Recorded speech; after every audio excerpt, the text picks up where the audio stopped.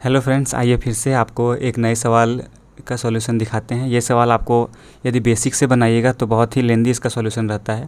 जैसे कि सवाल में आपसे पूछा है कि एक वस्तु है जिसका कीमत 20% से कम हो जाता है और जिस कारण से 360 रुपये में वो दो अधिक वस्तु खरीद सकता है, तो वस्तु का प्रारंभिक मूल्य आपको बताना है।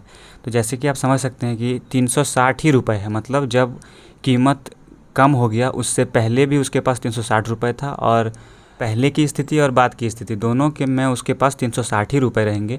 तो इससे आपको निकालना है कि वस्तु का प्रारंभिक मूल्य पर केजी में कितना होगा। तो इसका सॉल्यूशन देखिए, 20% का फ्रैक्शन वैल्यू जैसे कि आप लोग को पता होगा 1/5 है। यदि आपको फ्रैक्शन में सॉल्व करने में दिक्कत होता है तो आप कमेंट कर सकते हैं, तो मैं कोशिश करूँगा कि आपको फ्रैक्शन के साथ थोड़ा और वीडियो बना के और उसको समझाया जा सके।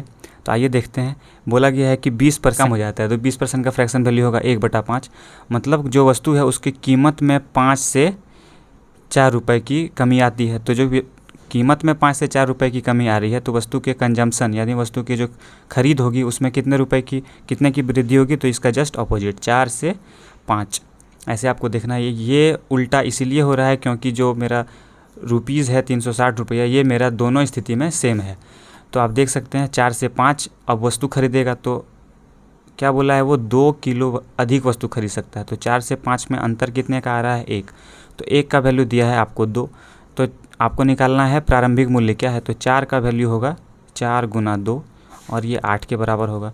तो वो आप ये जो 8 आया, आप 360 को 8 से डिवाइड कर दीजिए तो आपका 45 बार में ये पूरा कट जाएगा। तो ये 45 जो आपका निकला ये वस्तु का प्रारंभिक मूल्य है। यदि इसी के क्वेश्चन में आपको ये पूछे कि वस्तु का कीमत कम होने के बाद जो पर केजी मूल्य है वो क्या होगा, तो आप क्या कीजिएगा, 4 से 5 हुआ है तो 5 का वैल्यू निकाल लीजिए। चूँकि 1 का वैल्यू 2 है तो 5 का वैल्यू हो जाएगा 10।